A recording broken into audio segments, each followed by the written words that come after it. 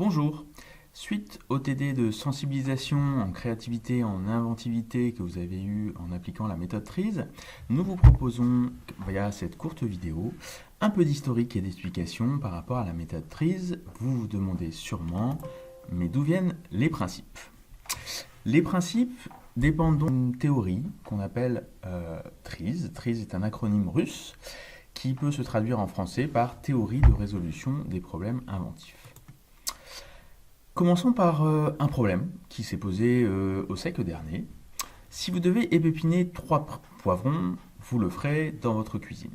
Si vous devez épépiner 10 000 poivrons, se pose un problème, il faut sans doute imaginer une solution industrielle. Ce problème a été étudié dans les années 40 et en 1945, un brevet pour le traitement des poivrons a été déposé. Ce brevet consiste à mettre les poivrons dans une étuve et puis faire lentement augmenter la pression dans cette étuve. La pression va donc augmenter progressivement à l'extérieur du poivron, mais aussi à l'intérieur en passant par des petits interstices à ce niveau-là.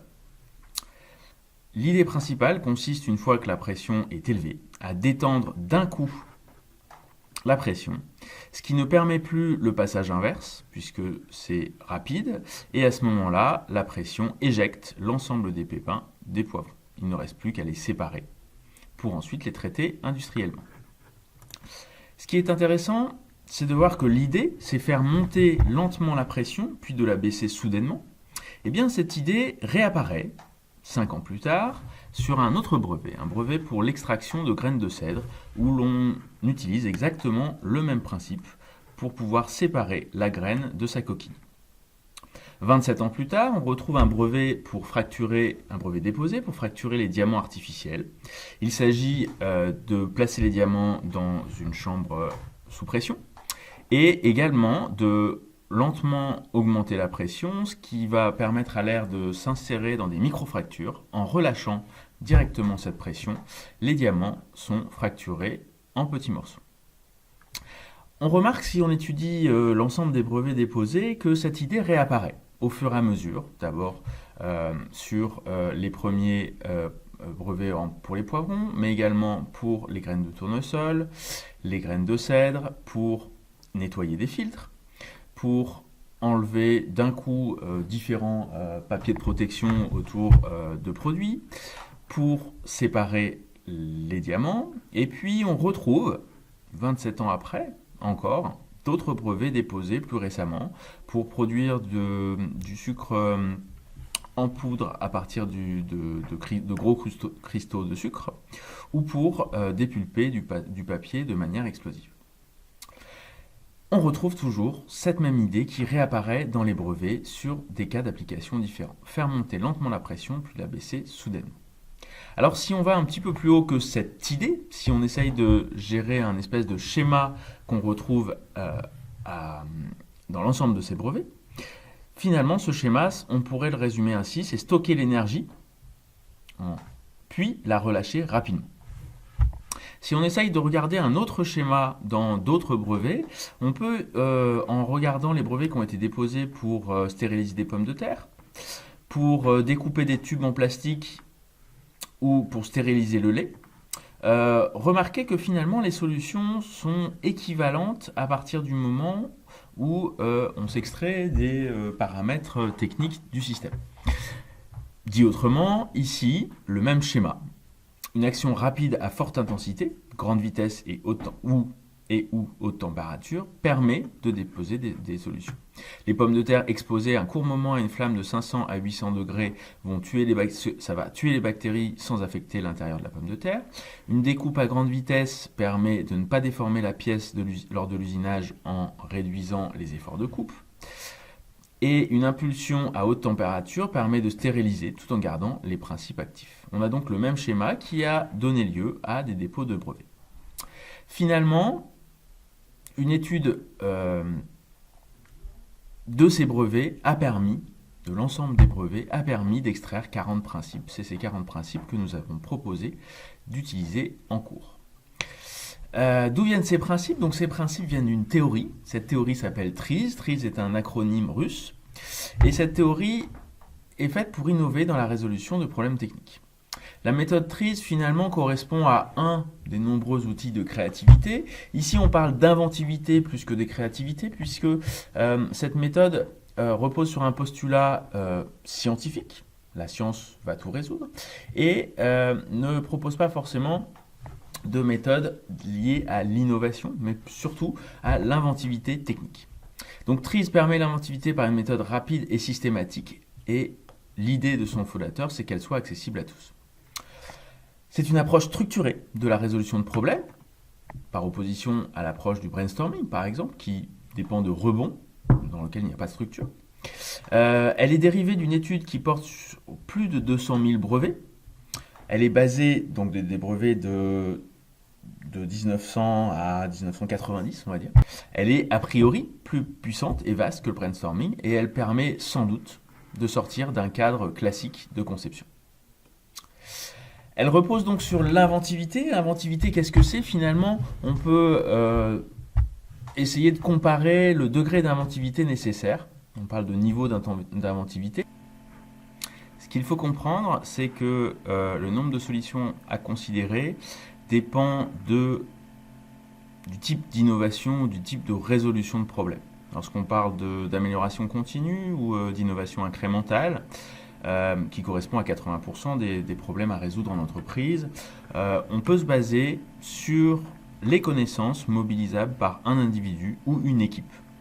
Lorsque par contre on doit définir une innovation de rupture, ou améliorer un nouveau concept ou une amélioration majeure, à ce moment-là, on montre que les connaissances à mobiliser sont énormes et ne sont pas forcément, il n'est pas forcément possible de les mobiliser à l'échelle d'une équipe d'entreprise. C'est là que TRIZ a tout son intérêt puisque on voit que lorsqu'on va vers la recherche d'une solution qui apparaît rapidement ou d'une amélioration mineure, qui correspond à la plupart des résolutions de problèmes en entreprise, nous n'avons pas besoin de TRIZ. Par contre, TRIZ permet d'aider à la démarche, on va dire, de conception, d'aller vers de meilleures solutions, un peu plus innovantes ou plus inventives, lorsqu'il s'agit d'une amélioration majeure ou d'un nouveau concept. Le père de cette théorie TRIZ, c'est Heinrich Altschuler, né en 1926. Rapidement, on peut voir qu'il a déposé son premier brevet à l'âge de 16 ans, que suite à ça, il a intégré la marine russe en tant qu'ingénieur sur des solutions innovantes. Il a pu commencer à voir qu'effectivement, résoudre des problèmes, c'était lever des contradictions. Et à la suite de ses premiers fondements de la théorie TRIZ, il est allé voir Staline pour lui expliquer. Ce qui fait que Staline a eu un petit peu peur, son ingéniosité, et l'a exilé au goulag. Ce n'est que à la suite d'années de goulag qu'il a pu reprendre son étude, l'étude systématique des brevets, dans l'optique de la diffuser, de la rendre gratuite et de diffuser l'ensemble de ses méthodes pour donner à chacun les possibilités d'être inventif. Donc ce qui correspond en 1968 à la diffusion de TRIZ en Russie. Et il a fallu attendre les années 90 pour que théorie TRIZ se diffuse dans des groupes d'entreprises et autres. Alors, qui utilise TRIZ aujourd'hui? On peut citer beaucoup d'entreprises multinationales, IBM, Kodak, Procter & Gamble, Samsung, Chanel, donc dans des domaines très très variés, notamment l'automobile également, l'aéronautique. Kodak a par exemple, en utilisant TRIZ, développé l'emblématique flash anti-yeux rouges. Le coréen Samsung a pu économiser 4 $ par appareil sur l'un de ses composants de lecteur DVD. Ou plus récemment, Chanel a pu fabriquer un flacon de parfum qui s'appelle Gabriel avec des parois en verre très très fines qui jusqu'à présent ne pouvaient pas se fabriquer en grande série. Alors 3 idées fortes qui reviennent sur cette théorie. Les mêmes problèmes avec les mêmes solutions se répètent dans le monde scientifique et industriel. Les mêmes tendances d'évolution technique se répètent dans les produits que nous utilisons. Et enfin, les grandes innovations surviennent lorsque des avancées ou des phénomènes scientifiques sont appliqués hors de leur champ d'application initial. La théorie TRIZ repose sur passer d'un problème concret à un domaine abstrait. Donc ça repose sur une abstraction qui consiste à reformuler votre problème via un prisme d'abstraction qui dit autrement, on va reformuler le problème en utilisant un vocabulaire spécifique TRIZ qui va permettre à partir de ce vocabulaire spécifique de on va dire, de retrouver un cas connu et de se rebaser sur des solutions, mais qui ne sont pas vraiment des solutions, ce sont des principes qui ont déjà fait leur preuve dans les mêmes cas de cas connus. À partir de ces principes ou de ces solutions, il faut repasser par un prisme représentant un effort de créativité, une interprétation qui vous permettra de passer d'un principe abstrait à une solution concrète qui répond à votre solution. Pour mieux comprendre, si on prend un modèle simplifié, bien sûr, qui correspondrait à résoudre une équation, on peut résoudre cette équation directement en faisant des essais-erreurs, x égale, qu'est-ce que ça donne, ou par un brainstorming, en regardant x égale, qu'est-ce que ça donne, ou sinon, on peut avoir quelque chose de plus structuré qui correspond à remodéliser un problème connu, appliquer un modèle de solution à ce problème connu, et ensuite l'appliquer à notre problème concret. Bien sûr, cet exemple caricature fortement puisque ce modèle de solution ici paraît très simple à appliquer. C'est souvent là où on vous demande un effort de créativité. Alors, si je reprends deux principes forts de TRIZ, finalement, on les revoit ici. Tendances d'évolution sont les mêmes de produit en produit. On passe de quelque chose qui est rigide à quelque chose qui est souple ou plus mobile. Et puis ensuite, pour enlever les systèmes mécaniques et se baser sur des systèmes de flux ou optiques ou acoustiques. Deuxième chose qu'on retrouve souvent dans TRIZ, c'est la résolution de contradictions. Plutôt que si on veut augmenter la performance d'un paramètre A, souvent on doit diminuer la performance d'un autre paramètre B. Et donc TRIZ propose de faire une rupture et de ne plus se baser sur ce modèle entre A et B pour pouvoir augmenter les performances des paramètres A et les performances des paramètres B en même temps. Alors, la résolution de contradiction, c'est une des méthodes de TRIZ qui correspond à refuser le compromis. Si on prend une poutre soumise à un effort, on peut la rendre légère, mais à ce moment-là, elle sera moins rigide. Et on peut la rendre très rigide, mais à ce moment-là, elle sera plutôt lourde. Et donc, l'idée de TRIZ, c'est de refuser le compromis, vraiment de refuser le compromis. Et donc, de trouver un moyen qui permet de combiner une structure légère avec une rigidité accrue. Deux types de contradictions. Quand on parle de contradiction, on peut parler de contradiction technique. Lorsque dans un système, on améliore une caractéristique et qu'une autre se trouve détériorée. Par exemple, si la vitesse augmente, ma consommation va augmenter. On est sur deux paramètres différents. Et puis, on distingue une contradiction physique quand elle oppose directement l'état ou la valeur d'un même paramètre physique. Exemple, pour la température d'une poêle sur une zone doit être chaude pour assurer la cuisson, mais doit également être froide sur une autre zone pour assurer la préhension.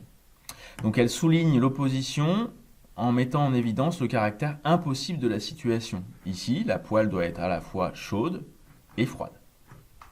C'est donc une autre méthode qui permettra d'apporter des solutions à des contradictions physiques. Si on prend la résolution de contradictions techniques, on peut donner des exemples de contradictions. Lorsqu'on prend un operculage d'un pot de yaourt, par exemple, on veut que le scellage soit résistant pour assurer une étanchéité, un transport, mais également peu résistant pour faciliter l'ouverture. Sur une structure mécanique, comme on veut souvent qu'elle soit légère, mais également la plus rigide ou résistante mécaniquement. Les paramètres de conception donc, sont au nombre de 39. Ils sont utilisés lorsqu'on essaye de reformuler une contradiction technique dans le cadre de TRIZ. On peut distinguer les paramètres physiques et géométriques comme le volume, la force, la forme. Des paramètres négatifs indépendants, où on retrouve le gaspillage, la quantité de substance, les facteurs nuisibles. Et des paramètres positifs indépendants, fiabilité, précision, usinabilité ou manufacturabilité, productivité, complexité. L'idée est donc de prendre une caractéristique à préserver, prendre une caractéristique à améliorer, par exemple la vitesse, tout en préservant une autre. Lorsqu'on augmente la vitesse, on ne veut pas que l'énergie perdue soit augmentée. Donc on va utiliser une matrice qui va nous aiguiller sur les principes qui ressortent de l'analyse des 200 000 brevets. Lorsque on a eu ces paramètres en contradiction, souvent, des solutions de brevet sont apparues sur, par exemple, en appliquant le principe de sphéricité, de continuité d'une action utile, d'action périodique ou de modification des paramètres. Ce cours est terminé. Qu'est-ce qu'il en faut en retenir? Eh bien, nous retiendrons que TRIZ est une méthode d'inventivité basée sur des informations contenues dans les brevets, que la méthode de résolution des contradictions techniques que nous utilisons en TD est une partie seulement des outils méthodes proposés par TRIZ, il en existe beaucoup d'autres, et que cette méthode se base sur une reformulation du problème pour aboutir à un refus des solutions de compromis en suivant des principes aiguillés par la méthode de TRIZ. Merci, à bientôt.